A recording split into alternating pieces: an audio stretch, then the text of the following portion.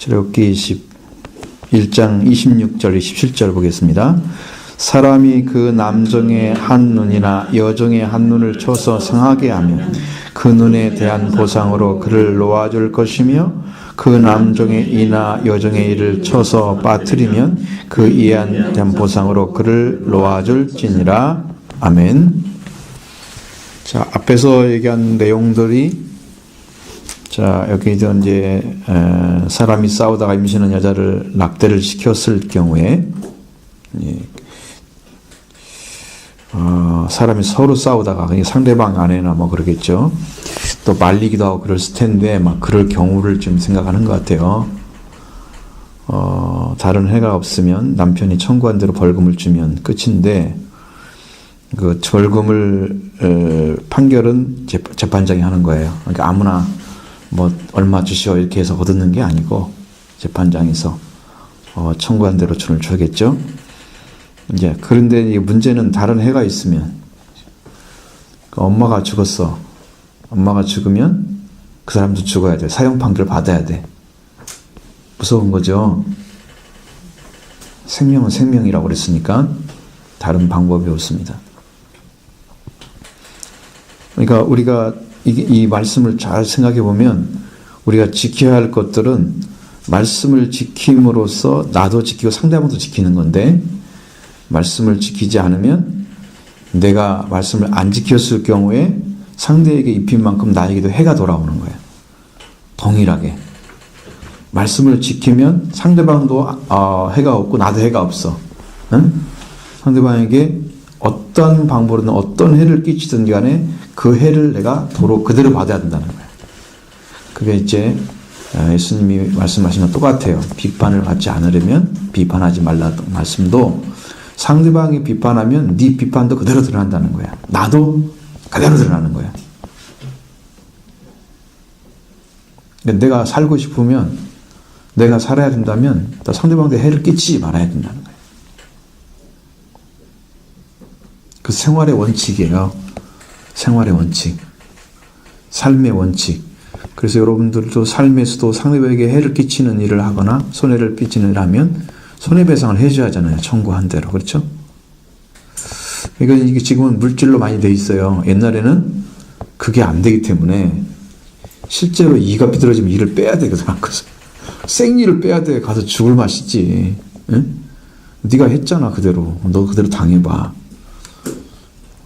참 두려운 것입니다. 이게. 두려운 거예요.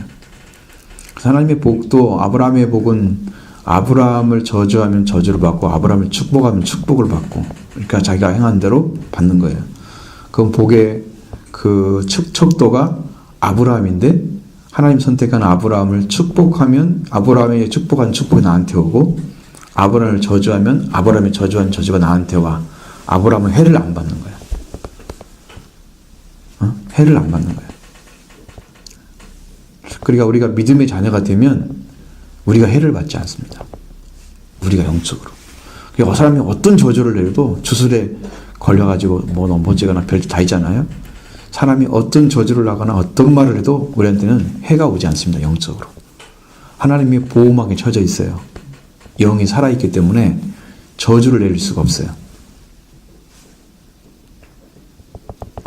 근데 우리가 아직 주님의 영적인 부분과 우리의 육적인 부분이 있는데, 주님의 영적인 것이 나의 생명으로 완전하게 들어와 있고, 주님이 나를 주님의 생명으로 내가 완전하게 이루어져서 영적인 관계에서 사탄이나 어떤 귀신의 역사를 완전히 방어할 수 있는 그런 영적 관계를 맺어지면 사탄이나 귀신이 우리를 손을 댈 수가 없게 만들어요. 하나님께서.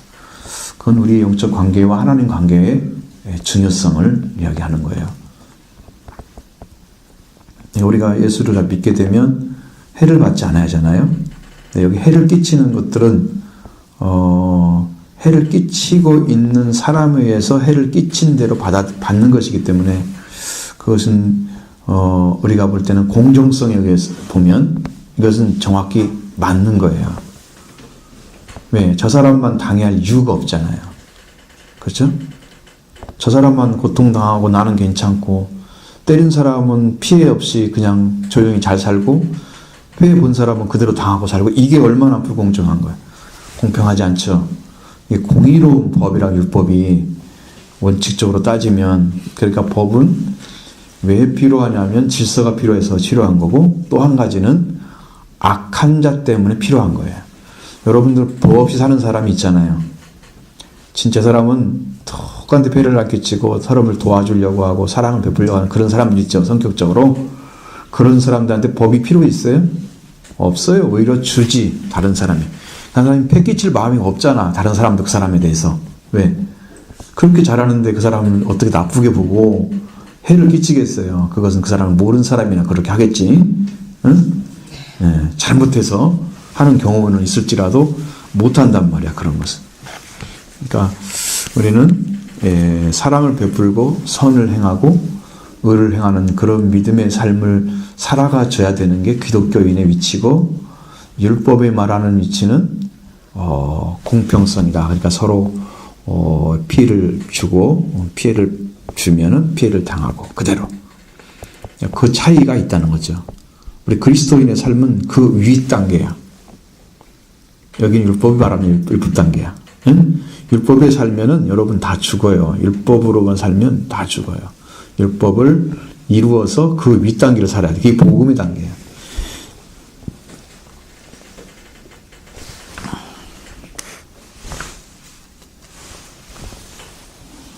자, 그런 사람이 그 남종이 한 눈이나 여종 한 눈을 쳐서 상하게 하면 그 눈에 대한 보상으로 그를 놓아줄 것이다. 그들에게는 자유가 더 중요하죠. 자유가. 재산이라고 해도 피해를 끼치는 것에 대해서는 용납하지 않는 거예요. 피해를 끼치는 데서. 왜? 재산을 도와줘야 돼. 얼마 주고 산지 모르지만 손해잖아요. 엄청나게.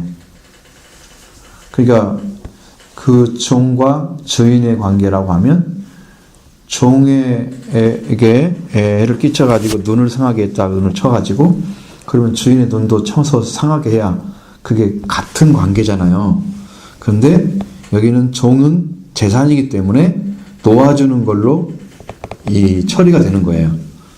주인은 상해를 받지 않고, 그러니까 주인과 종의 위치가 그렇게 다르다는 것을 이야기하는 거예요. 그리고 남종이나 여종의 이를 또 쳐서 빠뜨리면, 몇 개를 하는지는 모르지만 어쨌든 패가지고 상해를 줬잖아요. 이에 대해서.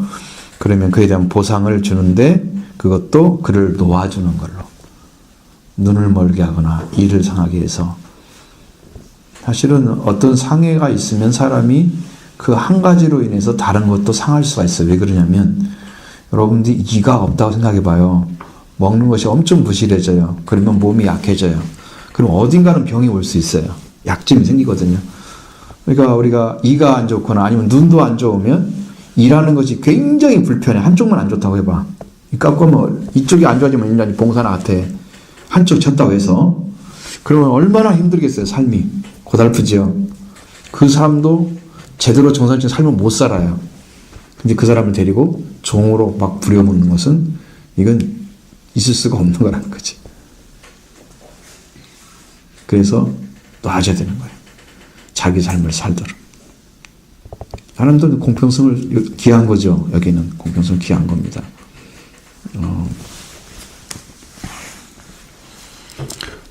근데 소 이야기도 나와요.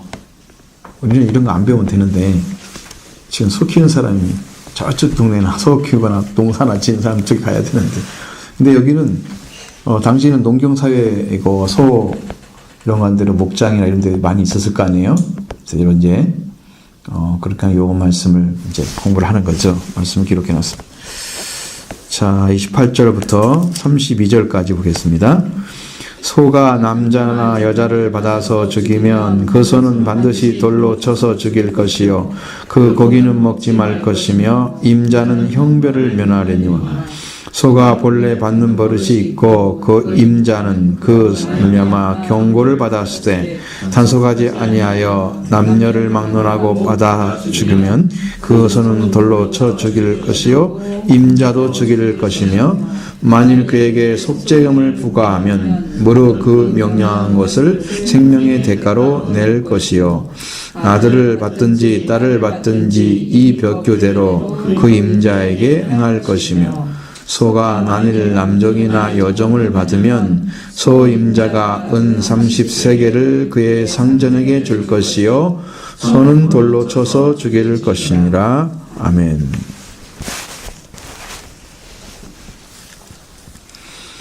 자, 소가 남자나 여자를 받아서 죽이면 이 문제예요. 소는 돌로 쳐 죽이면 되고 그 고기는 먹지 말 것이고 임자는 형벌을 면한대요. 왜냐하면 이것도 어떤 의미냐면 도피성 같은 의미인데 갑자기 죽였어. 얘는 버릇이 있는 소가 아니었어. 버릇을 그 소가 그런 버릇이 있는 것을 알기 시작하면서 생긴 일도 있을 수도 있겠죠. 근데 그것은 규명이 안 돼 있고 어쨌든 간에 소가 사람을 그냥 남자나 여자나 쳐서 이렇게 받아 죽이면 그 소는 그냥 쳐서 돌로 쳐 죽이라고 했어요. 그러면서 꼭 사람이 뭘 죽였을 경우에 받는 형벌과 같아요. 어겼을 때 돌로 쳐서 그냥 쌓아서 무더기를 만들어 돌무더기를 만들어 가지고 돌무더기를 만드는 거예요. 그렇게 하면은 그 임자는 그냥 형벌을 면할 수가 있어. 왜? 네 놈이 죽였다 이제 소한테 완전히 이제 그 소의 잘못으로 덮어버리는 거예요. 그래서 소 임자는 소만 잃고 마는 거죠. 근데 옆에 있는 사람을 잃은 사람은 어떻게? 전혀 그런 규명 안 돼 있어요. 그것은 죽은 사람보다도 그 소의 임자 쪽에서 보는 것 같아요. 죽은 사람에 대한 어떤 보상이 좀 있어야 될 건데 그런 얘기가 안 써 있어요.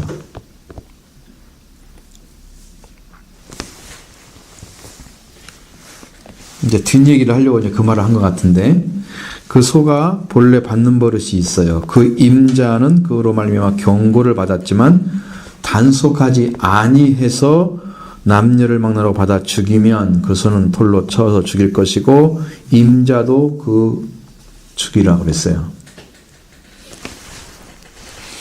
이것은 또 조금 더 무거운 책임이 가는 거죠. 알고도 단속하지 아니한 책임. 어떤 방법이 있어야 되겠죠. 소를 걔는 그 사람들이 잘 다니는 곳에 안 매놓는 방법이 있다든가, 어쨌든 간에 뭐 코를 뚫어가지고 해도 그게 잘 안 들 수 있거든요. 그러니까 그 방법이 어렵다고요.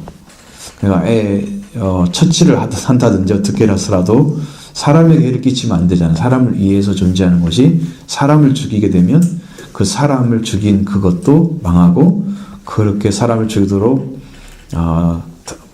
잘 조치 처하지 않던 그 주진도 같이 죽게 되는 거지. 그런 상태.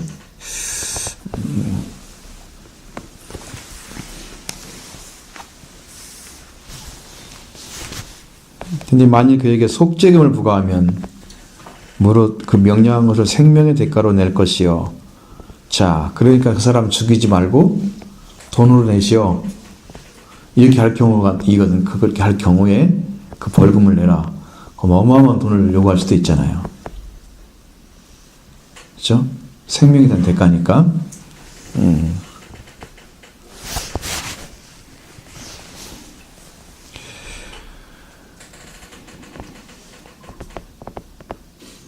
여기는 이제 받는다는 얘기만 해서 31절에는 아들을 받든지 딸을 받든지 법규대로 그 임자에게 행할 것이요. 그랬으니까 그것도 동일하게 앞에서 말한 것처럼 그 소는 죽이고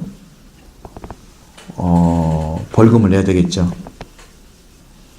근데 문제는 자기 자식한테 벌금을 줄수 죽었는데 뭘 주고 말고 해. 그러니까 어떻게 하면 아빠도 죽을 가능성도 있겠어요. 여기는 딸든지 아들든지 똑같이 앞에서 한 대로 하라 그랬으니까. 목사님, 아들을 받든지가 그 대가를 받는 거예요? 아니면 소가 가서 부딪혀? 소가 가서 들이받는 거예요? 소가 받죠. 아들을 누가 받아요? 아저씨가 받겠어요? 아니면 아버지가 받겠어요? 받는다는 의미잖아. 앞에서 한 얘기 그대로 연결시켜야죠. 소가 가서 들이받는 거예요?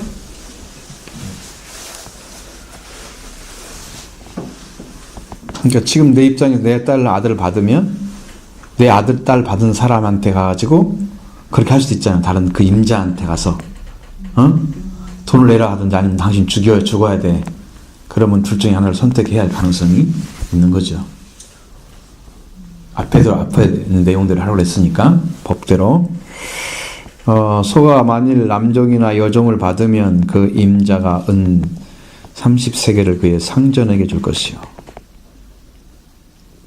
소는 돌로 쳐서 죽일지니라. 여기 뭐 받았다는 말은 주겠다는 말이 안 쓰였지만 그걸 죽음으로 생각을 해야 돼요. 우리는 받았다는 걸로 끝나는 게 아니야. 이게 남종, 여종들은 다 이게 좀 하나의 노예들인데 이들을 받아서 그 되면 임자가 은 30세겔을 상전에게 주고 소는 돌로 쳐 죽인대. 그러니까 재산에게 손을 끼쳤으니까 그 재산에 소를 끼친 것에 대해서 보상을 해주는 거야. 그리고 소는 죽이고 앞에서 한 것처럼 나머지는 그냥 끝.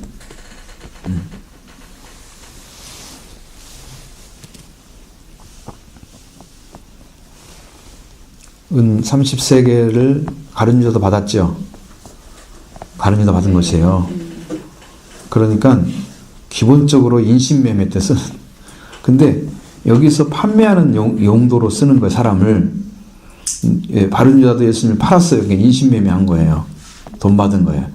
근데 원래는 자유인이 될 때는 50세겔을 내요. 훨씬 비싸요. 원래 자유인이 될 때 돈을 쓰는 액수는 비싼데 여기는 자유인이 아니고 그냥 종이기 때문에 30세겔로 마감을 하는 거예요. 재산에 손을 끼쳤으니까 재산을, 인권 없잖아요. 여기는 재산의 의미예요. 그걸로 끝이죠. 그게.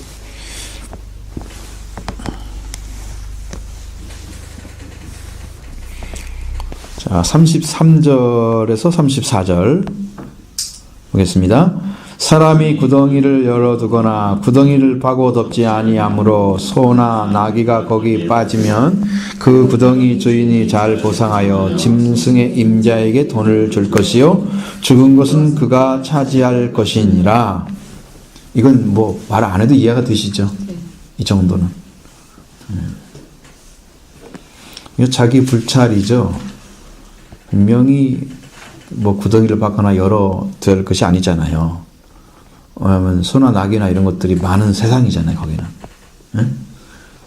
우리나라도 길 갈 때 그런 데 만들어 놓고 있죠. 그런 웅덩이 들어가는 그런 부분인데 하수도고 들어가는 그런 통로 같은 위험할 수 있는 것들 그거 봐놓고 그냥 놔두면 어떻게 돼. 그건 엄청난 일이 벌어지죠. 그것도 봐자고 정말 누가 발이 다쳤던가 뭐 그러면 다 보상해 줘야 되나? 그 판 곳에서 관리청에서 해줘야 되겠죠. 관리한 곳에서. 이거 심각한 문제죠. 그러니까 자기 잘못으로 인해서 거기에 빠졌던 것은 자기가 갖고 거기에 필요한 보상을 그대로 해서 그 사람은 또 그걸 살 수 있게 해주는 거야. 그러니까 자기는 죽은 거 가져가야 돼.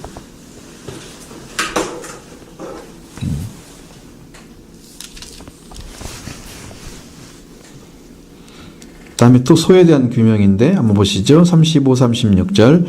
사람은 소가 저 사람의 소를 받아 죽이면 살아있는 소를 팔아 그 값을 반으로 나누고 또한 죽은 것도 반으로 나누려니와 그 소가 원래 받는 버릇이 있는 줄을 알고도 그 임자가 단속하지 아니하였으면 그는 서로 갚을 것이요 죽은 것은 그가 차지할지니라. 아멘. 이것도 좀 문제죠. 사람의 소가 저 사람의 소를 받았어. 이 사람이 저 사람의 소를 받았어. 죽이면 살아있는 소를 팔아가지고 값을 반으로 나눠. 그 다음에 죽은 것도 반으로 나눠. 자, 받는 버릇이 소가 있었는데, 그걸 알고도 임자가 단속을 하지 않아서 소가 되면 그 사람은 소를 한 마리 사줘야 돼. 그리고 그 죽은 소는 자기가 가져가야 돼. 그러니까 엄청 손해겠죠. 엄청 손해죠. 그 사람한테 산 소를 사주고 자기는 죽은 소를 가져가 먹고 엄청난 손해죠. 소 한 마리를 공짜로 먹게 되는 것처럼 보이지만 돈을 밀어줬으니까 소를 한 마리 자기들이 사다 먹은 거야. 그 잘못을 지금 그대로, 그 상당히 공평하잖아. 이런 것은 공평하죠.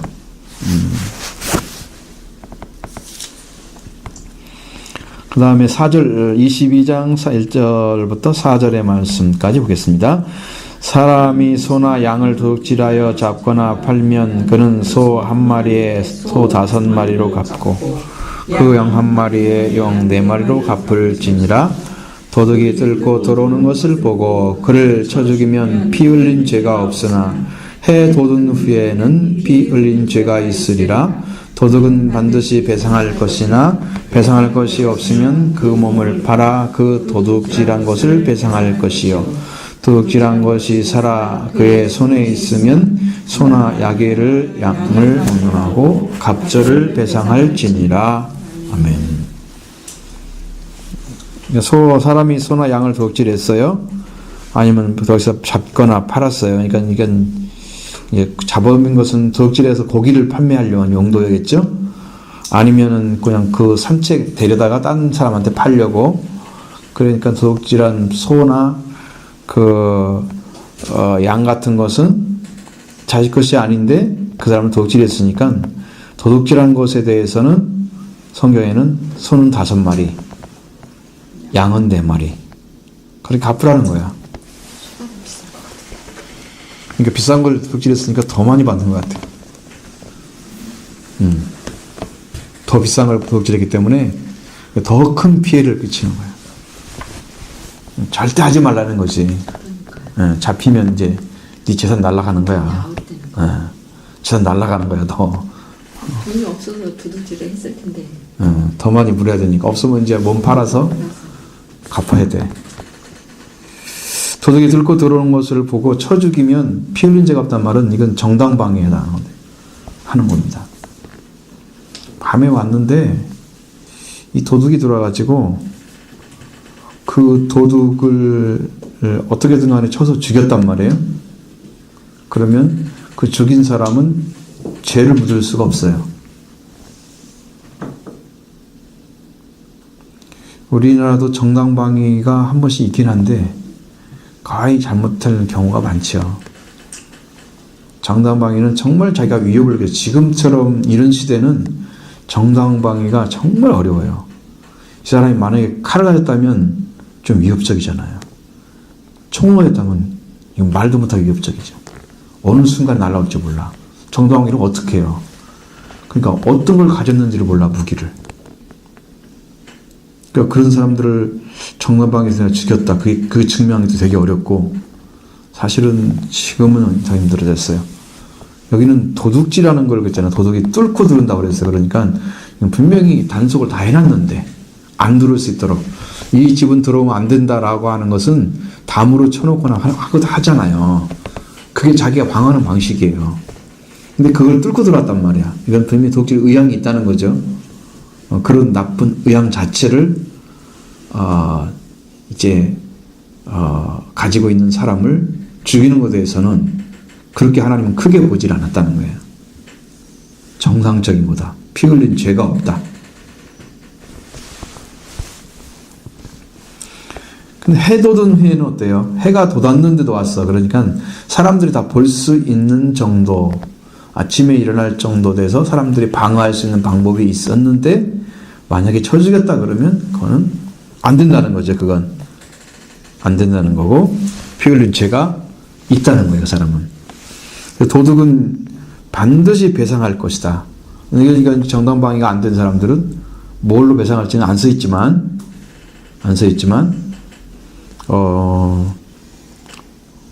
도둑은 반드시 배상을 해야 된다. 그 배상할 것이 없으면 그 도둑질한 것을 몸을 팔아서라도 배상을 한다는 거예요. 옛날 몸을 파는 방식이 뭐예요? 노예가 되는 거잖아요. 집에 가서 다른 집에 가서 사는데 그 나를 좀 종으로 사시오. 물론 신용되면 다 풀어주지만 다 사시오. 그래가지고 자기 몸을 팔아서 다 배상해줘야 돼. 나쁜 게 많잖아요. 사람이 정상적으로 살아야 되는데 이거 남 걸 갖다가 남을 갖다가 자기가 해먹으려고 그냥 없으면 가난하게 살아야 돼요.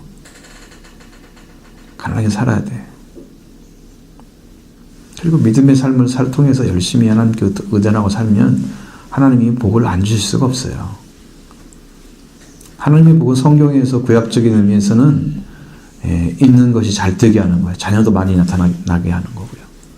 땅을 정복하고 땅을 정복해서 이 땅에 자기가 관리하는 땅으로 만들어가는 그런 이 세상의 것들을 다스리는 권세가 주어졌기 때문에 사람이 그러면 이제 더 많은 것들을 할 수 있을 사람 도와주시고 그런 은혜가 이제 있는 거예요. 그러니까 우리는 구약적 의미에서 잘 되는 것은 생산적인 거예요. 생산적인 거. 예수님이 복을 얘기하는 것은 다 영적인 부분이에요. 대부분 다 영적인 부분이죠. 팔복도 영적인 거잖아요. 복이라는 것은. 여기는 구약적인 의미의 복은 히브리적인 그 사고에서는 그 성경대로 하면 생육하고 번성한 땅에 충만하다 이런 거. 그러니까 자녀가 잘 태어나는 거잖아요. 많이. 근데 신명기 28장의 복은 하나님 명령과 함께 순종하면 하나님 잘 되게 하신다는 것이 다 기록이 되어 있잖아요. 네가 하는 일들, 짐승들 모든 걸 다 됐죠. 그러니까 그 복을 받으며 살아가는 삶으로 우리가 들어가야 돼요. 그러면 작은 이제 돈을 가지고 양을 사거나 소를 사가지고 키웠는데 새끼가 낳고 그래서 부러지고 그것을 팔았더니 더 많은 걸 사올 수 있고 이래서 그게 잘 되는 걸 그걸 가지고 이제 하나님 안에 사는 삶에서는 복을 받은 거예요. 그 방식도 성경에서 말하는 복에 들어가 있다는 구약적인 복에는. 근데 사람들은 신앙의 복을 좋아하겠어요? 구약의 복을 좋아하겠어요?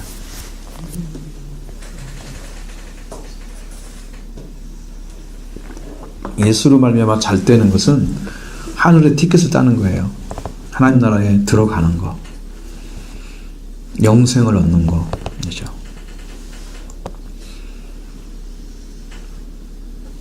그것은 들어갈 때 얻는 게 아니고 이 땅에서 얻는 거예요. 이 사람 살아있을 때 얻는 무게예요. 그래서 자기 몸을 팔아서 딴 사람 그 배상할 정도로 그런 삶을 살면 안 된단 말이죠. 응? 성경에서도 도둑질하는 자는 도둑질하지 말고 자기가 수고한 수로 남을 돕는 구제하는 자가 되라고 에베소 4장에서 말씀하고 있잖아요. 도둑질한 사람이 이제는 그 손으로 자기 일을 해서 다른 사람의 구제하는 삶을 살아라. 변화를 입어라. 예, 말씀이죠.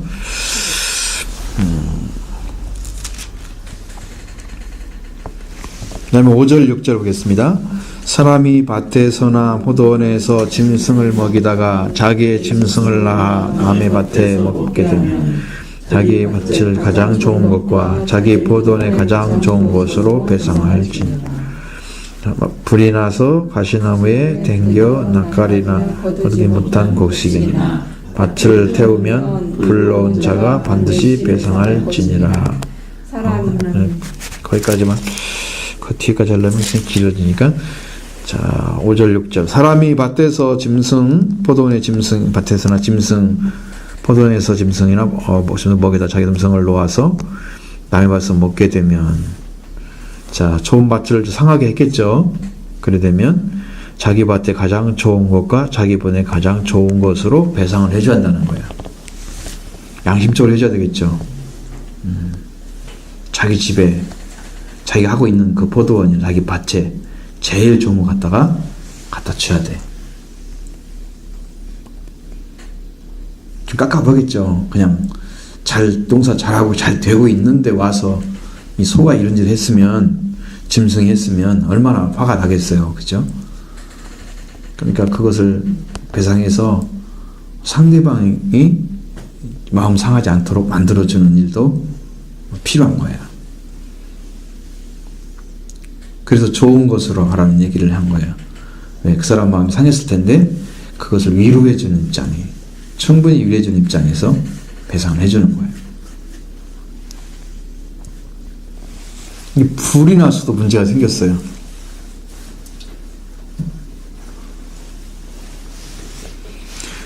불이 나서 가시나무에 댕겨. 여러분 댕겨란 말 알아들어요? 뭔 말이에요? 이 불이 이쪽으로 옮겨가는 거예요. 저 맛있게. 댕겨? 불 댕겨 뭐 이런 거. 가시나무에 댕겨. 불이 나서 가시나무. 옮긴다는 뜻이에요. 그러니까 옛날 말 이런 거 쓰면 별로 재미없어요.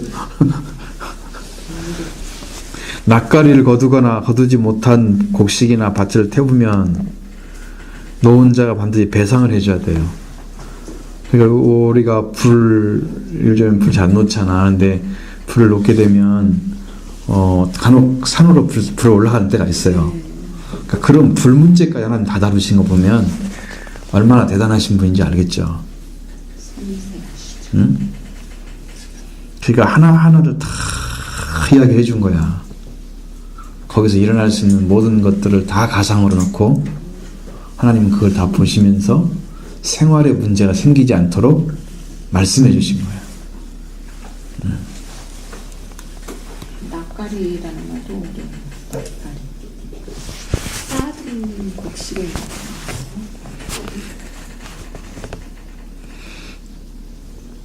낯가리.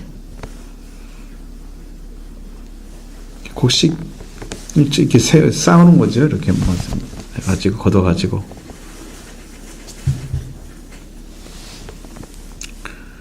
그 다음에 거두지 못한 곡식이 있고요. 걷어들인 곡식 사서 걷어와 추수해서 쌓아놓은 건데 이걸 가지고 그대로 갖다 불에다 태웠어. 태우면 엄청 상하겠죠, 기분이. 이건 당연히 해줘야 되겠죠. 자, 9절까지 7절부터 9절까지 보겠습니다. 사람이 돈이나 물품을 이웃에게 맡겨 지키려다 하였다가 그 이웃에서 도둑을 맞았는데 그 도둑이 잡히면 갑절을 배상할 것이요 도둑이 잡히지 아니하면 그 집주인이 재판장 앞에 가서 자기가 그 이웃의 물품에 손댄 여부의 조사를 받을 것이며 이런 물건 즉 양이 의복이나 또는 이런 것에 대하여 어떤 사람이 이르기를 이것이 그것이라 하면 양편이 재판장에서 나갈 것이요 재판장이 대화 있다 하는 자가 그 상대편에게 갑절을 배상할지니라. 상당히 꼬여져 있네요.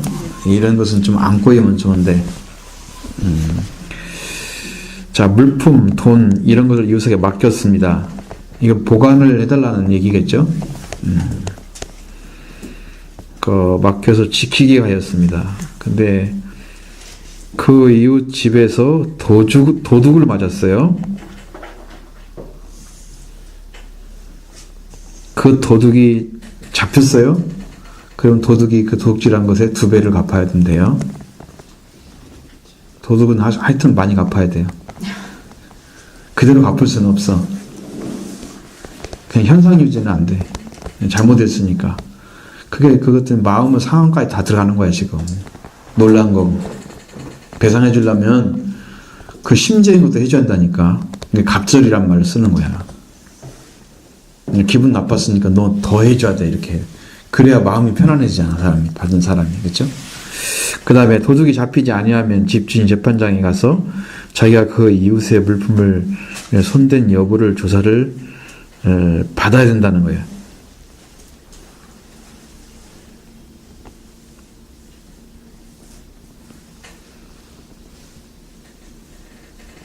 그러니까 자기가 혹시 가져가고도 도둑질을 했다고 할 수 있는 여부가 있잖아요. 재판장에 가가지고 그 이웃에 맡긴 그것들을 손을 댔는지 안 댔는지를 재판장에 가서 재판을 받아야 한다는 거야.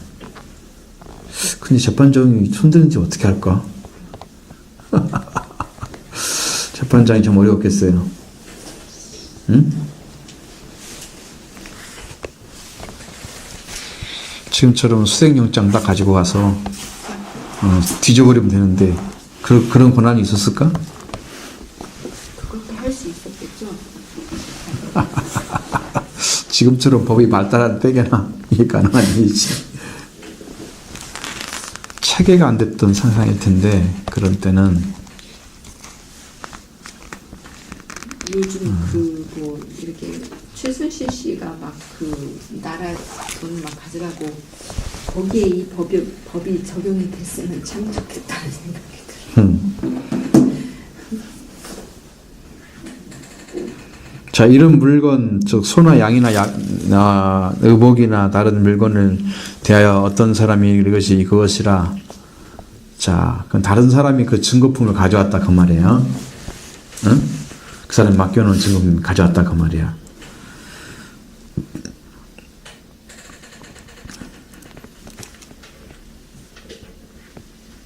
근데 그 증인이 이제 보고 얘기해 주는 거죠. 이것이 그것이다. 이러면 그 잃어버린 사람이 그 사람 앞에 이것이라고 증거한 증인과 함께 재판장 앞에 서야 되겠죠. 재판장이 죄가 있다고 하는 자에게 상대편에게 갑절을 배상해야 된다는 거예요. 자, 그러면 이것이 그것이라고 하는 사람, 그 사람은 그 옆에 있는 사람이 가져간 것을 목격했거나 아니면 본인이 가져갈 수 있는 가능성도 있는 거죠. 여기 이야기는. 내용이 이게 잘게 안 열려있기 때문에 우리는 상상을 해야 돼. 이것이 그것이라 그 말이 무슨 말이야? 이것이 그 잃어버린 물건 아니냐. 그러니까 왜 그게 지가 그걸 알고 있어? 그 문제죠. 도둑이 가져갔는데 길에다 떨어뜨렸다. 아니면 그 도둑을 잡았는데 그 집에 가서 그걸 찾아보니까 있더라. 어디까지 상상을 해야 되는지. 아니, 가져온 것은 아닌 것 같고, 근데 이것이 그것이라 그렇게 말할 정도면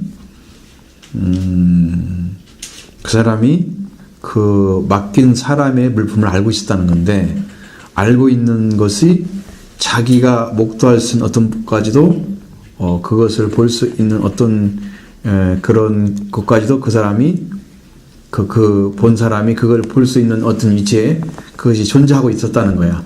그러면 그 재판장에 가는 그 사람, 물건을 맡은 그 사람이 그걸 거기다가 판매를 할 경우도 있고 손을 댈 수도 있어.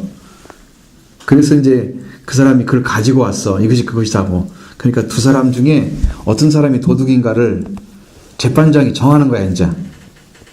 거짓말을 할 수도 있잖아요. 그러니까 이것이라 그랬으니까 사람이 샀는지 안 샀는지를 알 수는 있잖아요. 왜? 주인이 돈 받고 팔았으면, 응? 맡은 사람이 돈을 받고 팔았으면 말을 할 수 있잖아. 당신 나한테 팔았지 않냐? 그럼 팔았으면 자기가 맡았으니까 그 맡은 사람이 배상을 하라 이 말이 2배로. 그렇지 않으면 이 사람이 그걸 알고 사갔다면, 싸게 팔아가지고 갔다면 두 사람 거꾸로 배상을 또 해야 돼, 이 사람한테. 원래 주인한테. 복잡한 법이죠. 복잡한 법입니다.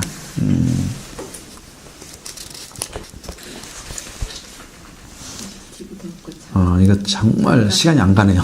왜냐면 내용이 너무 재미없어요, 여러분들.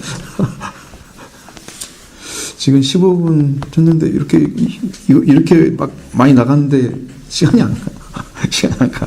엄청 내용이 없으니까. 영적인 부분도 별로 없고요. 자, 10절부터 보겠습니다. 13절까지. 사람이 낙이나 소나 양이나 다른 짐승을 이웃에게 맡겨 하였다가 죽거나 상하거나 끌려가도 본 사람이 없으면 두 사람 사이에 맡은 자가 이웃의 것을 손을 대지 아니하였다고 여호와께 맹세할 것이요 그 임자는 그대로 믿을 것이며 그 사람은 배상하지 아니하려니와 만일 자기에게서 도둑 맞았으면 그 임자에게 배상할 것이며 만일 찢겼으면 그것을 가져다가 증언할 것이요 그 찢긴 것에 대하여 배상하지 아니할지니라. 아멘. 자, 소나 양이나 다른 짐승을 이웃에게 맡겨 지키게 하였습니다. 자, 이것은 이제 죽었어요. 죽거나 뭐 다리를 부러뜨리게 했다든가 끌려갔어. 이제 그건 뭐였음에 끌려갔는지는 잘 모르지만 일단 짐승은 이제 잃어버렸다고 보죠. 그러면 본 사람이 없다 그런 말이에요. 근데 두 사람 사이에 맡은 자가 이웃의 것을 손대지 아니하였다. 여호와께 맹세할 것이요 그 임자는 그대로 믿을 것이다.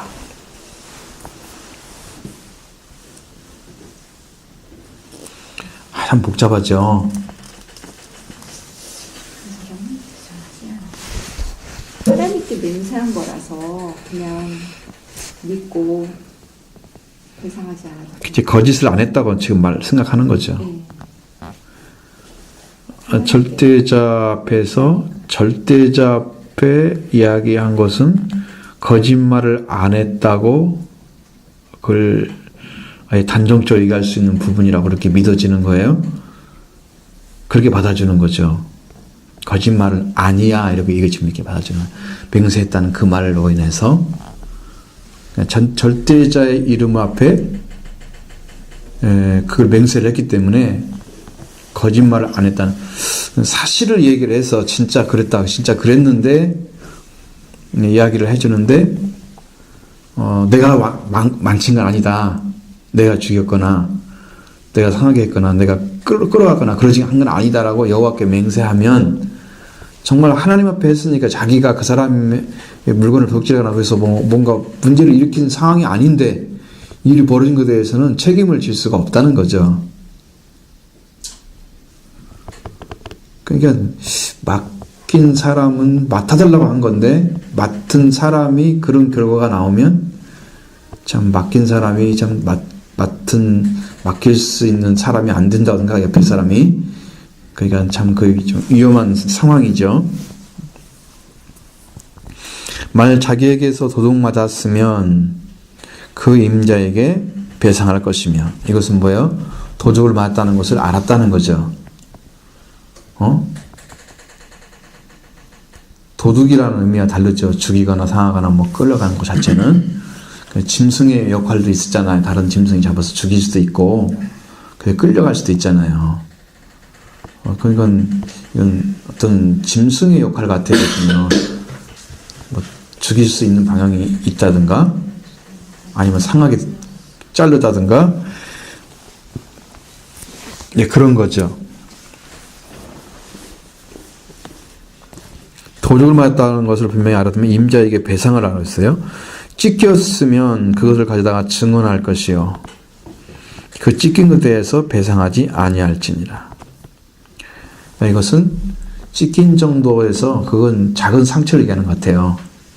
앞에 상했다는 말은 상당히 많이 상한 거고 여기는 살짝 조금 이제 안 좋은 상태 이 정도는 그냥 배상하지 않아도 되는 맡긴 사람이 주의를 안 할 수도 있겠지만 그래도 그렇게 큰 책임을 물릴 수가 없다는 얘기를 그래서 이렇게 하고 있는 거죠.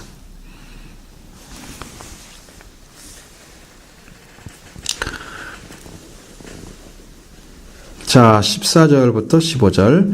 만일 이웃에게 빌려온 것이 그 임자가 함께 있지 아니할 때에 상하거나 죽으면 반드시 배상하려니와 그 임자가 그것을 함께 있었으면 배상하지 아니할지니 만일 새 낸 것과 새로 족하니라. 자, 이웃에 빌려온 것이 있었습니다. 그 빌려온 것에 임자가 함께 있지 아니할 때에 상하거나 죽으면 반드시 배상을 해야 된다고 그랬어요. 빌려온 것이니까. 근데 그 임자가 그와 함께 있었어요. 그런데 그 빌려온 사람이 그 일을 하다가 상하거나 죽으면 뭘 안 얻는다고요? 응? 함께 있었으면 배상을 안 해도 된다 이 말이죠. 그러나 만일 새는 것이면 새로 조관이라. 자, 어떤 돈을 주고 그런 문제가 생겼어. 주인 보는 앞에서 죽었어. 그러면 그 새로 끝난다 그 말이야. 돈을 안 줘도 된다는 거지. 배상 안 해도 된다는 거지. 새는 새로 끝났고 그 짐승 죽은 것에 또 돈을 내고 이건 안 해도 된다. 이게 주인이 없이 그런 문제가 생기면 그 임자가 전적인 책임이라. 공평해진 거죠. 주인이 인정할 정도 될 주인이 인정하지 못하고 서로 싸움이 생길 가능성도 있잖아요. 나 그냥 쓰기만 했는데 죽었어 라고 막 한다든가 뭐 심하게 하지 않았는데 그냥 문제가 생겼다고 하면 그 둘 사이에 또 문제가 생길 수 있잖아요. 싸우고 뭐 이런 문제 생기니까 이걸 딱 미연에 딱 잡아서 정확하게 가리를 타는 거예요. 이 앞뒤가 이제 안 맞으면 안 되겠죠. 자, 도덕법에 관한 법을 보십니다. 자, 16절, 17절 보겠습니다. 사람이 약혼하지 아니한 처녀를 꾀하여 동침하였으면 납폐금을 주를 삼을 것이요. 만일 처녀의 아버지가 딸을 그에게 주기를 거절하면 그는 처녀에게 납폐금으로 돈을 낼지니라. 납폐금이 뭔지 알아요?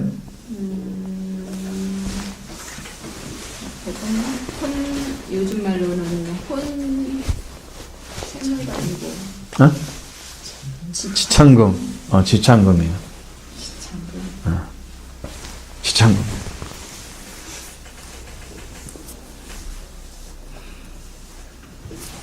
약혼이란 제도가 있었잖아요. 과거에는 예수님 시대에도 정혼했다고는 말씀 쓰잖아요. 요즘 말로는 약혼이란 말로 썼어요. 우리나라 말로 그래야 이해가 편하거든요. 결혼하기 전에 결혼하기로 약속을 미리 해서 혼인 전에 그 이제 깨어지지 않도록 하는 거예요. 좀 돈독하게 해주는 거죠. 결혼을 할 수 있도록. 그러기 전에 처녀를 깨서 동침하였으면 납폐금을 주고 아내를 삼을 것이라 그러니까 직창금을 집에 줘야 되는 거예요. 구약적인 의미에서는 이제 그게 배상해주는 거예요. 한국은 그런 사회는 아닌데 아랍권에는 그런 게 있는 것 같아요. 돈을 주고 여자를 데려온다든가 뭐 그런 것들이 한국에는 그렇게 않잖아요. 같이 돈을 내거나 집을 장만하거나 그런 식으로 되어 있을 텐데 옛날에는 장가가거나 모든 그 과거에는 우리가 지금 살고 있는 개방되기 이전의 세대 그 다음에 이제 그 조선 속에 들어가면 반드시 시집으로 가서 살아야 돼. 딴 데로 무슨 재가를 해줘 뭐 안 해준단 말이야. 그 집에 들어가 사는 것밖에 없어. 무조건 시집 가는 거야. 그러면 맷집이 살아갔지. 그렇잖아요. 지금처럼 이렇게 개인 가족이 없어요. 그때는. 근데 그런 사회가 아니잖아요. 바뀐 거죠. 그리고 그렇게 했으면은 납폐금을 주고 반드시 아내를 삼아야 돼요. 근데 처녀 아버지가 딸을 주기를 거절하면 그 처녀에게 그냥 납폐금으로 돈을 내야 한다 그랬어요. 이제 배상을 하는 거죠.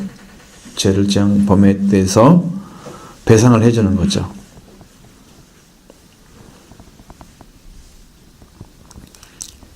그 다음에 18절, 19절 보겠습니다. 너는 무당을 살려두지 말라. 짐승과 행음하는 자는 함시 죽일지니라. 아멘. 자, 이것도 똑같은 말이죠. 살려두지 말라나 반드시 죽이란 말이나 그 말이 그 말이지. 그러니까 말이 좀 다른 의미가 있죠. 자, 무당이라는 존재는 지금 성경으로서는 마녀라고 해야 돼요. 우리나라 말로 무당이고 거기 말로는 마녀. 이 사람은 악령에 사로잡힌 사람들이 마력을 통해서 사용해서 주술을 하거나 간접적인 그런 능력을 가지고 행하는 존재야. 근데 그것이 여자야, 여자. 남자는 그런 거 없어요? 박수무당 남자. 박수.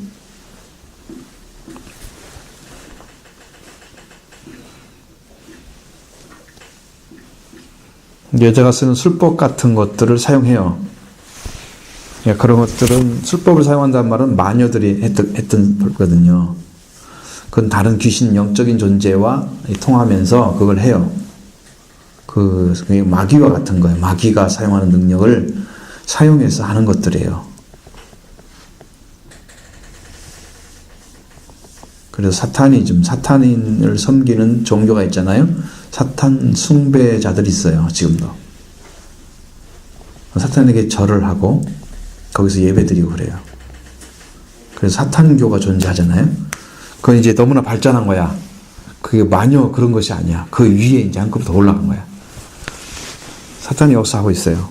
살고 있어요. 그러니까 그 무당은 살려두면 안 된다는 거예요. 네, 그걸 놔두면 영적인 폐해가 너무 심해요. 폐해가. 그로 인해서 이 사람들이 많은 사람들이 가서 그를 통해서 어떤 그 영적인 능력이 발휘돼서 하나님을 믿는 데 있어서 많은 부작용을 일으켜요. 하나님을 경험하지 못한 자들이 귀신이 역사하거나 마귀가 역사하는 그런 사람들의 힘을 빌려가지고 어떤 일이 벌어지면 하나님을 믿는 데 훨씬 더 방해를 받게 돼요. 뭐 영적인 세계를 알겠어요? 그런다고 해서 주술을 쓰거나 술법을 쓰거나 마귀의 능력, 마력을 사용하는 것이요. 그런 자는 죽여야 된다. 그러니까 하나님 외에 다른 신과 접촉하는 자체를 하나님이 잘라버리는 거예요. 죽이는 거예요. 그냥 세상이 어지럽고 더러울수록 마귀 아니면 뭐 역학은 아니잖아요. 역학은 공부로 하는 거잖아요. 여러분 그거 보신 적 있으세요?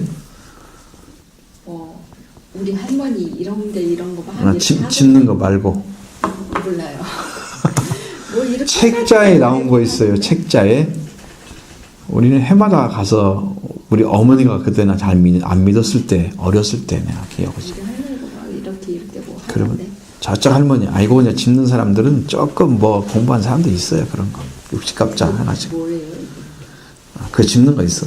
나는 그것도 약간 그거 비슷해. 역학 공부를 해야 돼. 주역을 공부를 해야 될 거예요. 그런 것은 약간 통계적인 거래요. 이런 상황에는 이런 일이 올 것이다. 이 사람에겐 통계로 해서 그 만들어 놓은 거래. 그런 뭐 토정 비결 그런 것도요? 그것도 비슷한 거예요. 그것과 거의 흡사해요.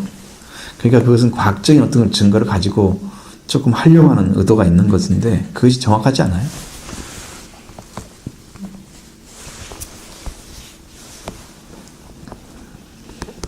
근데 그 외의 것들 실제로 점을 본다든가 그런 거. 뭐 여러분들 뭐 카드점도 보고 뭐 별점 다 있잖아요, 요즘에는. 타로 응? 신기하게 뭐 새가 부르다져도 그거 하고 쌀을 던져서도 하고 별것 다 하잖아.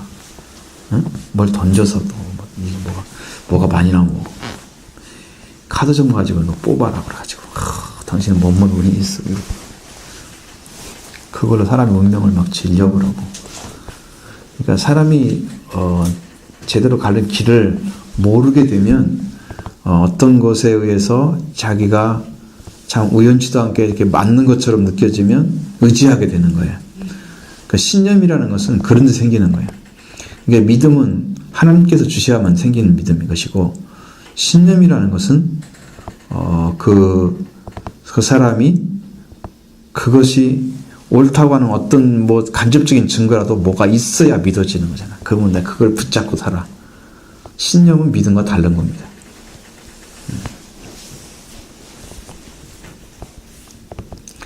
근데 그런 믿음이 아닌 다른 세계에 하나님 외에 다른 신의 다른 영적인 존재에 의해서 그 나라가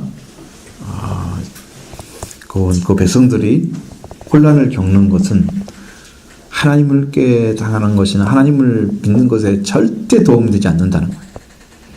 어려워도 하나님 한 분으로 믿음을 갖고 가야 끝에 가서 결론이 나오게 돼 있어요. 잘 모르더라도 영적으로. 근데 그 많은 사람들이 얼마나 많은 생각이 다 다르겠어요. 그 사람들을 전부 통제하려고 하면 이런 존재가 하나가 끼있고 몇 사람이 동네마다 있다고 생각해 보면 얼마나 많은 방해가 일어나겠어요. 그걸 싹 제거를 해버리는 거예요. 그 자리 필요해요. 교회 다니면서 점집 많이 가는 사람도 있다 그래요. 그것은 많이 의지하면 더 좋은 줄 알아. 그건 절대 아닌데 그래 살죠. 그 다음에 짐승과 행음하는 자 반드시 죽이라. 원어로는 함께 눕는 자란 뜻입니다. 짐승하고는 여러분 동침한다는 의미예요.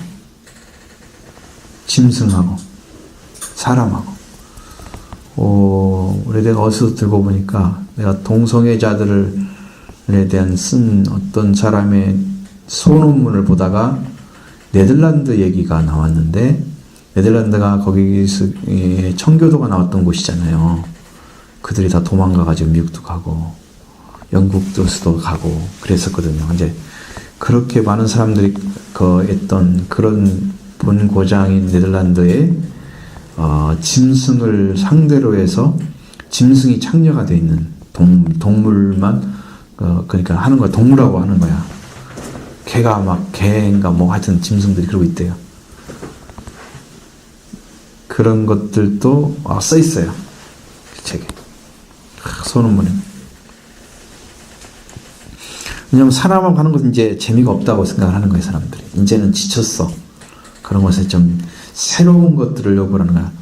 그러니까 인간이 추구하는 쾌락 자체도 그냥 정말 사랑을 나누는 사랑의 관계 안에 있는 것이 아니고 사랑 관계를 뛰어넘는 어떤 쾌락을 그것으로 뭔가를 얻어내려고 하는 것 때문에 더 나은 새로운 것들을 자꾸 추구를 하게 되는 거예요. 그러니까 사랑의 관계는 사랑의 관계로서만 끝나야 돼요. 거기는 그걸로 만족해야 돼요. 그것은 그 이상에 가지면 안 돼요. 생각을 가지게 되는 순간에 이미 비틀어진 성적인 지식을 갖게 되고 성상식을 갖게 되죠. 이럴 때는 이제 비틀어지는 거예요. 더 자극적이고 더 뭔가 센 것을 요구하는 거지. 이번에 어떤 사람이 쓴 것을 보면 박근혜 최순실 사태 비아그라가 그렇게 많이 났다고 청와대에서 그 사람들이 성적인 광란을 가진 사람들이 아닐까 싶어요. 그 사태 때문에 만들어진 사건이라고 얘기하는 사람도 있어요. 그렇게 나올 일이 없잖아. 청와대에서 그렇게 나와요. 여자 혼자 사는. 상식적으로 우리가 바라보는. 상식적으로 보자는 거예요. 우리는 뭐 나쁘게 아프지 않아. 처음부터 출발이. 그런데 그렇게 나왔다는 것은 얼마나 문란하게 그걸 추구를 했을까라는 거예요. 박근혜 그것에 대해서 또 나온 어떤 책 사람들이 봤던 이야기를 또 써놓은 것도 있어요. 난 그런 얘기 하고 싶지 않은데 비뚤어진 성상식을 갖고 너무 쾌락을 추구하고 살아가는 사람들을 있어요. 짐승과 교합할 정도면 그걸 뛰어넘은 사람들이에요. 사람은 이제 의미가 없는 거예요. 그 사람이. 부부는 부부의 삶에 살면 되잖아요. 거기서 끝나면 누가 뭐라고 하는 사람 있어요? 없잖아요. 응? 니네 부부끼리 먹어 살아. 그러면 그거 왜 물어봐? 니는 안 하고 살아? 상관없죠. 그런 쪽에 의미 성소수자는 그렇게 생각하면 안 돼요. 그 성소수자들이 그 뭐지? 동성애를 말하는 거예요? 그거하고 또 달라요? 성소수자들이 이제 우리가 태국 가니까 한 10% 정도가 트랜스젠더래요. 근데 왜 그러냐 했더니 딸들이만은 아니는데 남자들이 그게 섞여 살면 여성화돼 버린대요. 자기를 여성처럼 느낀대요. 그래서 전환을 시키는 거야. 근데 남자가 생겼는데 여자처럼 이렇게 가슴이 나와 있어.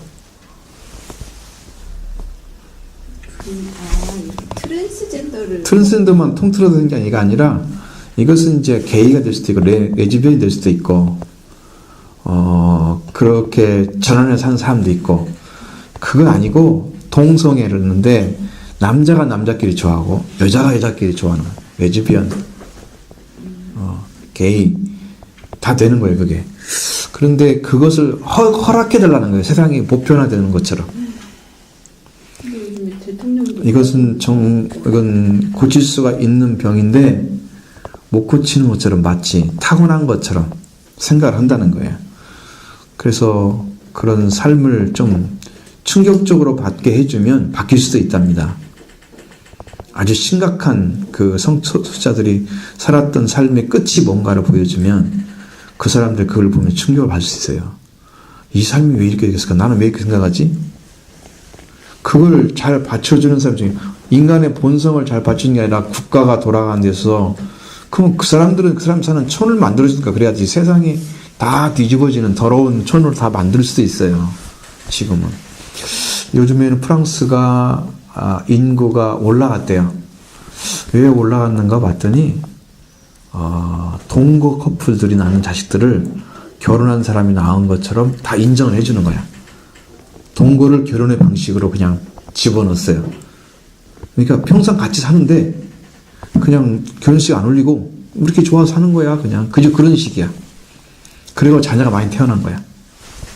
한국은 지금 OECD 국가 중에서 최하위를 거기고 2030년쯤 되면 한국은 인구 대란이 일어나서 대학도 절반으로 줄여야 되고 전부 줄어들어요. 노인 인구는 제일 많아져요.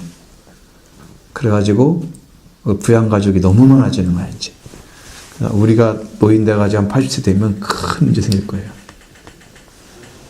한국이 좀 그런 위기에 와 있어요. 결혼을 너무 안 하니까 자녀가 안 태어나. 자녀가 안 태어나. 출산이 아니라 결혼을 안 해. 결혼도 안 하고 출산도 않고. 그리고 이런 자들은 있대요.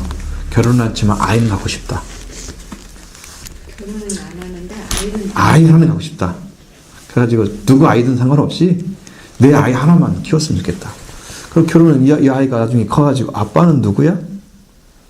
내가 왜 어떻게 태어났어? 이런 것들이 얼마나 뒤집어지겠냔 말이야 세상이. 사고가 이제 큰 문제로 사회가 굉장히 변혁을 일으키고 있습니다. 지금 상황이. 그래서 행음하는 자, 짐승과 행음하는 자는 반드시 죽여라. 그것도 사회를 어지럽히는 현상이 있는 것이죠. 마지막으로 20절부터 24절까지 자 보겠습니다. 여호와 외에 다른 신에게 제사를 드리는 자는 멸할지니라. 너는 이방 나그네를 압제하지 말며 그들을 학대하지 말라. 너희도 애굽 땅에서 나그네였음이라. 너는 과부나 고아를 애롭게 하지 말라. 네가 만일 그들을 애롭게 함으로 그들이 내게 부르짖으면 내가 반드시 그들 부르짖음을 들으리라. 나의 누가 맹렬함으로 내가 칼로 너희를 죽이리니 너희 아내는 과부가 되고 너희 자는 고아가 되리라. 아멘. 자, 여호와의 다른 신에게 제사를 드리지 말라. 드리는 자는 멸한다 그랬습니다. 이건 파멸을 얘기하죠. 자, 파멸되는 자체도 그냥 이것은 하나님께서는 죽이라 하는 것은 그건 죽이는 명령이지만 이것은 하나님이 치시는 거예요. 멸한단 말은 하나님 쪽에 쓰시는 단어 쪽에 들어가. 그래서 하나님 외에 다른 신이 없는데 다른 신에게 이미 제사를 드리고 있어요. 제사를 드릴 정도면은 분양을 하는 거잖아요. 하나님 외에 다른 신을 지금 섬기는 제사 행위를 하고 있는 거잖아요. 그렇죠? 이것은 실제적으로 그 마음이나 생각이 지금 다 거기에 가 있는 거잖아요. 제사를 드릴 정도 가면 여러분은 절에 가본 적이 있습니까? 네. 뭘 하러 갔나요? 수학여행 때 갔고 아니요, 수학여행 때 말고 그 다음에 무학산 갔다 오면 지나가는 길에 또 절이 있더라고요. 절이니까 절 한번 해봤나요? 아니요, 절은 안 해보고 구경만 했어요. 절인데 절을 해야지. 절이지. 그러니까 이게 다른 신에게 제사를 드리는 것 자체는, 그 행위 자체는 이미 이제 생각도 어떤 의식도 전부 이렇게 바뀌어진 상태가 되는 거예요. 우리가 처음에는 다른 신을 안 섬기겠다고 했던 사람들, 참 지독한 사람들은 우리나라에 가가지고 우리나라 사람이 북한의 선박이나 어떤 것에서 이렇게 잡혀가서 못 나온 사람 중에 나는 그래도 대한민국 돌아가겠다 한 사람으로 남아있는 사람들은 이 사고를 끝까지 자유민주주의의 사고를 가지고 있고 안 바뀌는 사람들. 여기에서도 북한에 돌아가겠다. 우리 포로 중에서도 지금도 있잖아. 남양으로 전환한 사람들은 다 한국에 살게 만들거든요. 전환을 아는 사람들은 지금 무기수로 남아있는 거야. 그러니까 그 몇십 년이야. 지금 그동안에 안 바뀌고 계속해 그 사고로 가자는 거야. 지독하죠. 여러분, 사상이라는 것도 이렇게 무섭잖아요. 사상이 이렇게 무서운데 그 사고가 어떤 신적인 존재에 대한 것들로 마음이 처음에는 그냥 한번 가보는 것이라고 했지. 갔는데 별 문제도 없고 괜찮아. 그럼 마음이 쓸 수도 있잖아요. 그렇게 되다가 거기서 하는 의식이나 어떤 것에 참여를 하게 되면 사람이 거기서 매혹을 느낄 수 있어요. 그러면 다른 이제 신에 대해서 적극거리고 왔다 갔다 하면서 이런 신앙이라는 것 존재로 둔갑할 수 있거든요. 근데 여기 이스라엘 같은 경우는 실제적으로 이방 신들을 섬기는 자들이 있었단 말이에요. 지금 출애굽이니까 아직 안 간 상태잖아. 근데 들어가면 있단 말이야. 하나님 미리 보고 좀 얘기해 주는 거잖아. 미리. 그 나라 들어가가지고 하나님 외에는 신이 없는데 이미 10계명에 완벽하게 말씀해 주셨는데 다른 신에게 가서 분향을 해. 제사를 드려. 응? 그런 자를 하나님이 가만 두라고 하겠어요? 멸한다고 하시죠. 그러니까 우리가 생각해야 할 것은 하나님이라는 그 존재 자체를 여러분이 살아계신 분으로 받고 그걸 받아서 믿음으로 받아들인 다음에 이루어지는 거예요. 내가 이제 보니까 여러분들이 신앙이 왜 말씀이 먼저인가? 그 다음에 예수 그리스도의 십자가와 부활이 와야 되고 그 다음에 성령만 오는 이유가 뭘까? 그걸 이제 너무 정확하게 이해를 했는데 여러분들 그걸 가져가야 됩니다. 오늘 예수님이 처음에 오셔서 말씀을 전하시고 하는 그 시작점이 어디냐면 세례 요한에게 세례를 받고 난 후에 마귀에게 시험을 받았어요. 광야에서 성령에 이끌려서 마귀의 시험을 받으시고 이긴 다음에 돌아와서 첫 마디 하신 말씀이 회개하라 천국에 가까우니라. 그래서 이제 예수님의 입이 열려서 천국 복음을 전하기 시작합니다. 하나님의 말씀을 받아서 전해주는 거예요. 예수님의 삼중직이라는 게 있죠. 그 삼중직이 예수님이 이 땅에서 선지자, 제사장, 왕의 직임을 이루는 것을 말하는 거예요. 삼중직. 근데 예수님이 맨 처음에 그 성령 충만을 받고 광야에서 돌아와서 복음을 증거하기 시작하잖아요. 하나님 나라를 전파하기 시작하죠. 다 천국 복음이에요. 자, 그것이 시작점이에요. 그래서 여러분은 말씀으로 먼저 시작하는 거예요. 말씀을 듣고 말씀을 믿고 그 다음에 예수님께서 시작한 것이 이루신 거 난 다음에 사람들이 예수님이 아무리 말씀을 전해도 안 믿으니까 예수님이 뭐라 그래요? 너희가 내 말로 해서 믿지 못하겠거든 내가 한 일로 인하여 나를 믿으라. 그러고 말씀하셨어요. 그 예수님이 하신 일의 끝은 십자가와 부활이었어요. 그것이 제사장 역할이에요. 그 다음에 예수님께서 십자가 부활 통해서 승리하시고 40일 동안 계시다가 승천하시죠. 이거 내가 다시 오겠다 약속하셨죠. 우주적 재림도 생각할 수 있지만 예수님이 다시 오신다고 하는 것은 제자들에게 다시 오신다는 것은 성령으로 오신다는 거예요. 성령이 나타났죠.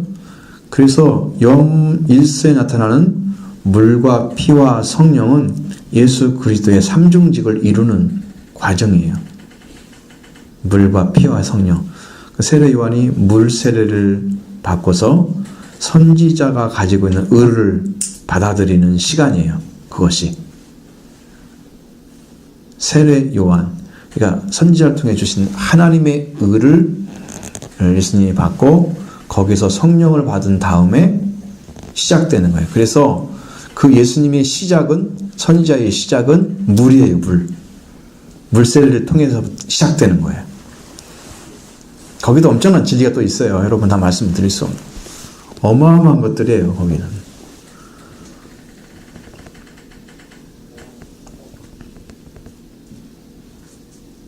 그 다음에 여러분에게 속죄의 은혜를, 그 부활의 은혜를 통해서 제사장직을 예수님이 다 이루시죠.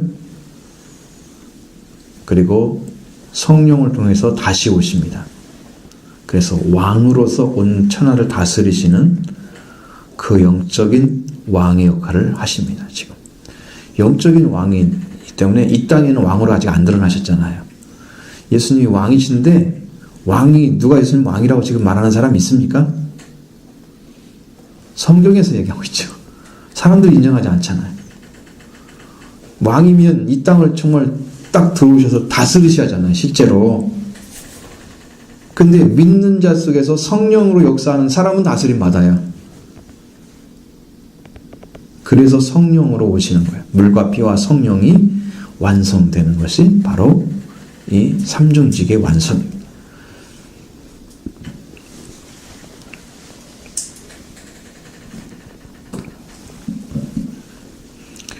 이것이 이루어지는, 그래서 예수님이 우리를 살리는 길이 되시고 진리가 되시고 생명이 되셨습니다.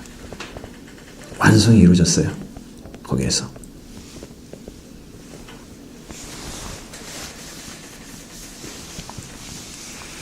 그리고 우리는 우리의 신앙은 예수 그리스도로 들어가서 예수 그리스도 완성이 되어야 됩니다. 그래서 예수님이 열매인 동시에 예수님이 우리를 추수하시는 분이시다. 열매를 거두시는 분이시다. 예수님 이루신 거예요. 이 복음이 여러분에게 깊이 있게 안 들리면 나 아직 못 들어갔구나 생각하셔야 돼요. 그렇게 하셔야 됩니다. 그 다음에 너는 이방 나그네를 압제하지 말라. 그들을 학대하지 말라. 너희도 애굽 땅에서 나그네 되었습니다. 그러니까 여러분 이방이든지 누구든지 나그네를 참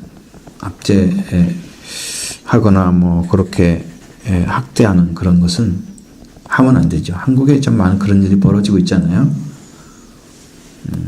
그런 사람들에게 왜 하지 말라고 했는지 이스라엘 사람들은 알 거예요. 애굽 땅에서 자기들도 나그네 되었기 때문에 나그네에 대한 서름은 알죠. 그들이 나중에는 처음에는 동족처럼 받아들였지만 나중에는 종처럼 부렸잖아요. 그래서 나그네처럼 나왔어요. 이제 그 나그네들은 어디가 필요해요? 종착역이 필요하죠. 정착지. 그래서 나가나안 땅에 가야 되거든요.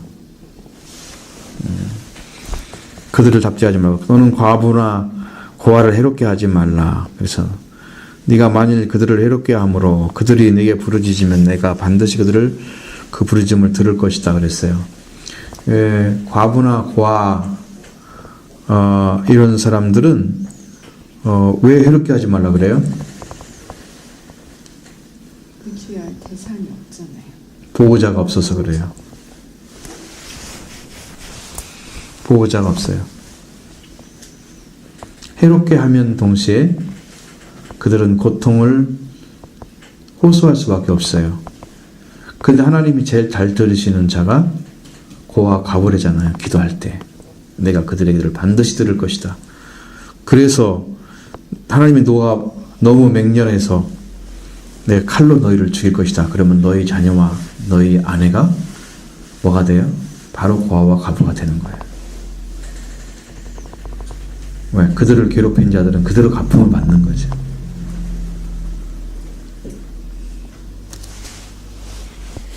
은혜하고는 달라요. 은혜는 우리가 성경에서 말하는 은혜는 하나님이 예수님 말씀하신 것처럼 너희는 하늘에 계신 너희 아버지는 온전하라 그러시죠? 어떻게 해야 온전해질까? 네, 여러분 우리들이 보통 사람을 사랑하는 대상이 어떻게 됩니까? 나를 좋아하는 사람은 더 사랑하고 나를 미워하는 자는 더 미워하고 본성적인 거죠. 근데 하나님은 선인과 악인에게 똑같이 비를 내리신다 그랬고요. 불의한 자가 의로운 자에게 똑같이 비를 내려주신다.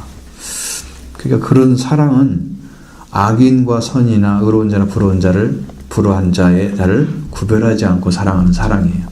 그러니까 그런 사랑을 가지고 있는 사람들이 하나님의 자녀가 되는 거죠.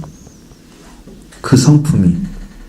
그래서 아버지가 가지고 있는 온전하신 것처럼 너희도 그런 성품으로 성장해야 된다. 이제 이게 은혜를 받은 사람이에요. 이 사람이. 근데 여기 거꾸로 생각해 보세요. 여기 고와 과부를 괴롭혀, 약한 자를 괴롭혀, 힘들게 해. 응? 우리가 보호의 대상이잖아. 약하니까. 근데 약하기 때문에 괴롭혀. 요즘 사람들이 공격 대상들이 여자들이 많잖아. 그렇죠? TV에 나오는 것처럼. 약하니까 보호를 해줘야 되는데 약하니까 괴롭혀.